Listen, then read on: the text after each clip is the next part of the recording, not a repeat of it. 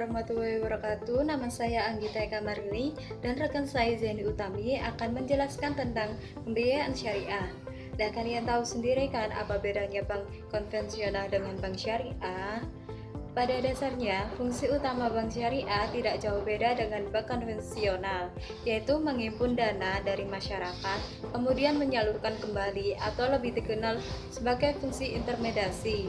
Dalam prakteknya, bank syariah menyalurkan dana yang diperolehnya dalam bentuk pemberian pembiayaan, baik untuk pembiayaan modal usaha maupun untuk konsumsi. Menurut Undang-Undang Nomor 10 Tahun 1998 tentang Perbankan, menyatakan pembiayaan berdasarkan prinsip syariah adalah penyediaan uang atau tagihan yang dipersamakan dengan itu berdasarkan persetujuan dan kesepakatan antara bank dengan pihak lain yang mewajibkan pihak yang dibiayai untuk mengembalikan uang atau tagihan tersebut setelah jangka waktu tertentu dengan imbalan atau bagi hasil. Dalam pembiayaan syariah, terdapat jenis-jenis akad dalam pembiayaan. Untuk yang pertama, pembiayaan dengan prinsip jual beli. Dalam pembiayaan dengan prinsip jual beli, terdapat murahaba, yakni pembiayaan jual beli di mana penyerangan barang dilakukan di awal akad. Bank menetapkan harga jual barang, yaitu harga pokok perolehan barang, ditambah sejumlah margin keuntungan bank. Harga jual yang telah disepakati di awal akad tidak boleh berubah selama jangka waktu pembiayaan. Contoh aplikasinya, untuk yang pertama, terdapat pembiayaan konsumtif, yaitu contohnya seperti pembiayaan pemilikan rumah atau PPR, pembiayaan pemilikan mobil atau PPM, pembiayaan pembelian perabotan rumah tangga.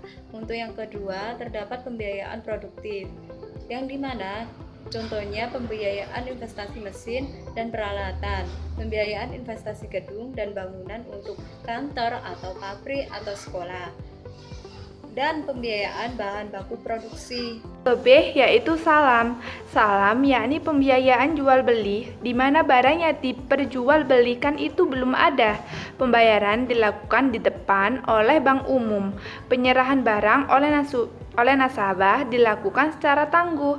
Kenapa? Karena memerlukan waktu untuk proses penggadaannya. Contoh aplikasinya itu biasanya dipraktekkan bagi pembiayaan produk pertanian. Yang kecil yaitu istisna. Istisna ini pembiayaan jual beli yang polanya dengan pembiayaan salam, sama dengan pembiayaan salam, namun berbeda dalam pola pembayarannya. Bila salam, pembayarannya itu dilakukan dengan akad, sedangkan istisna dapat dilakukan secara bertahap sesuai dengan kesepakatan. Contoh aplikasinya ini biasanya dipraktikkan dalam pembiayaan manufaktur atau pembiayaan konstruksi. Untuk yang kedua, terdapat pembiayaan dengan prinsip sewa-menyewa. Dalam sewa-menyewa ialah transaksi terhadap pemanfaatan suatu barang dengan pemberian imbalan.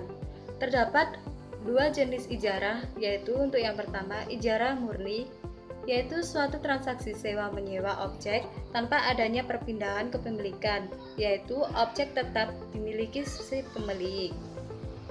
Untuk yang kedua, ijarah mutahiyah bitamlik atau IMBT, suatu transaksi sewa-menyewa di mana terdapat pilihan bagi si penyewa untuk memiliki barang yang disewa di akhir masa sewa melalui mekanisme sell and leaseback.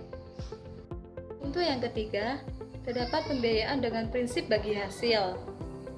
Yang pertama yaitu mudharabah atau total financing, perjanjian pembiayaan atau penanaman dana dan pemilik dana atau sahabul masyal kepada pengelola dana mudharabah untuk melakukan kegiatan usaha tertentu yang sesuai syariah dengan pembagian hasil usaha antara kedua belah pihak berdasarkan imbalan yang telah disepakati sebelumnya.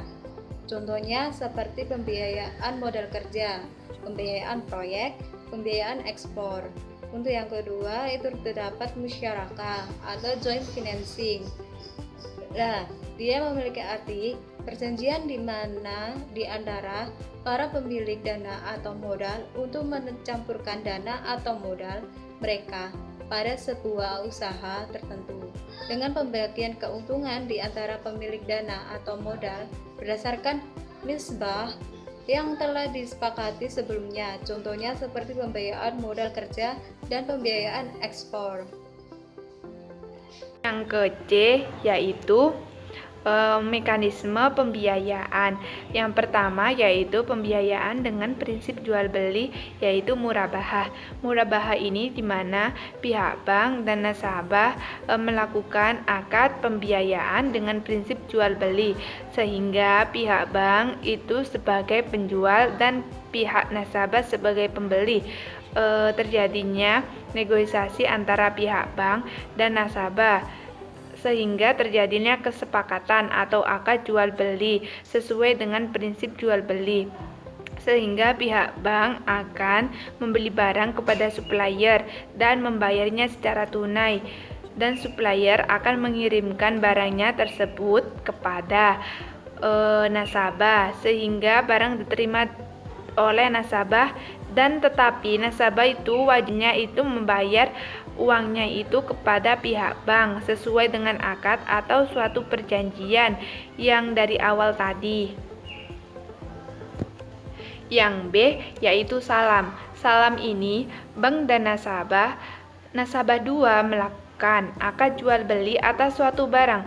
Dalam akad ini, bank itu sebagai penjual dan nasabah 2 sebagai pembeli, di mana bank melakukan pemesanan barang kepada nasabah 1 sesuai spesifikasi barang yang dipesan oleh nasabah 2, dan melakukan pembayaran di muka dengan kondisi barang belum tersedia. Antara bank dan nasabah 1 terjadi transaksi pembiayaan salam. Nasabah 1 mengadakan barang sesuai pesanan. Dalam hal ini, barang yang dipesan memerlukan proses untuk pengadaannya. Setelah proses pengadaan atau pembuatan barang selesai, barang akan dikirim oleh nasabah 1 kepada nasabah 2. Setelah barang diterima, nasabah 2 melakukan pembayaran secara tunai kepada pihak bank. Keuntungan bank adalah selisih antara jumlah pembiayaan kepada nasabah 1 dan harga jual yang diterima oleh pihak bank. Untuk yang C, terdapat istisna. Yang pertama yaitu bank dan nasabah melakukan akad pembiayaan istisna untuk pembelian suatu barang. Terus, bank melakukan perjanjian pemborongan bangun dengan kontraktor atau pengadaan barang dengan pemasok. Disepakati pula mengenai jangka waktu penyelesaian pekerjaan serta tahapan progres pekerjaan dan pembayaran. Setelah itu, bank melakukan pencairan ke pemasok atau kontraktor secara bertahap berdasarkan progres pekerjaan sesuai kesepakatan. Setelah itu, pemasok atau kontraktor menyerahkan dokumen progres penyelesaian barang pekerjaan sebagai laporan dan dasar pencairan tahap berikutnya. Bank meneruskan dokumen progres penyelesaian barang atau pekerjaan yang dibuat pemasok atau kontraktor kepada nasabah. Bila nasabahnya menerima laporan sesuai kondisi progres pekerjaan, maka bank baru dapat mencairkan tahap berikutnya. Setiap realisasi pencairan, nasabah mempunyai kewajiban untuk mengatur dengan jangka waktu sampai dengan selesainya barang yang dipesan. Penyerahan barang pesanan atau kondisi pekerjaan 100% jadi dari pemasok atau kontraktor kepada nasabah. Setelah itu terjadilah pelunasan. Yang kedua yaitu ada pembiayaan dengan prinsip sewa menyewa. Terdapat ijarah mutahiyah bita milik atau IMBT. Bank mengadakan akad IMBT dengan nasabah, yaitu bank menyewakan suatu objek kepada nasabah dan pada akhir masa sewa barang menjadi milik nasabah. Setelah itu, bank membeli objek sewa atau misal sebuah mobil dari supplier atau penjual. Seperti supplier mengirim dokumen kepemilikan objek sewa, contoh BPKB mobil, kepada bank selaku pihak yang membeli secara tunai. Pada saat bersamaan, supplier melakukan pengiriman barang kepada nasabah sebagai penyewa. Nasabah selama masa sewa melakukan pembayaran biaya sewa kepada bank. Pada akhir masa sewa, objek sewa akan dihibahkan oleh bank kepada nasabah. Yang ketiga yaitu pembiayaan dengan prinsip bagi hasil, yaitu mudharabah. Mudharabah ini di mana bank dan nasabah bersepakat untuk bekerja dalam suatu usaha yang dijalankan oleh nasabah melalui sistem bagi hasil dengan akad mudharabah. Di awal perjanjian disepakati masing-masing pihak berhak mendapatkan keuntungan dari hasil usaha dengan porsi bank sama dengan X persen dan nasabah sama dengan Y persen. Dalam mudharabah, bank memberikan share pembiayaan 100% kebutuhan dana untuk menjalankan usaha, sedangkan nasabah memberikan share berupa keahlian untuk menjalankan usaha.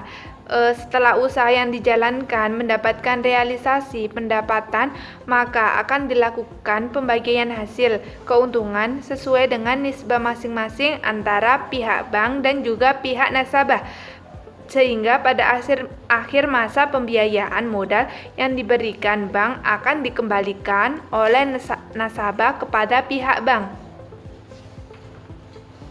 Yang kedua yaitu musyarakah. Musyarakah ini di mana pihak bank dan nasabah bersepakat untuk bekerja sama dalam suatu usaha yang dijalankan oleh nasabah melalui sistem bagi hasil dengan akad musyarakah. Di awal perjanjian disepakati masing-masing pihak berhak mendapatkan keuntungan dari hasil usaha dengan porsi bank X persen dan pihak nasabah mendapatkan Y persen. Dalam musyarakah, bank memberikan share dengan membiayai sebesar kurang dari 100% kebutuhan dana, sedangkan nasabah memberikan share berupa keahlian dan share dana. Jadi dana nasabah dan bank akan disatukan sehingga akan berjumlah 100% dari total kebutuhan permodalan untuk menjalankan usahanya. Setelah usahanya dijalankan mendapatkan realisasi pendapatan, maka akan dilakukan pembagian hasil keuntungan sesuai dengan nisbah masing-masing antara pihak bank dengan pihak nasabah. Pada akhirnya masa pembiayaan modal yang diberikan bank akan dikembalikan oleh nasabah kepada pihak bank tersebut.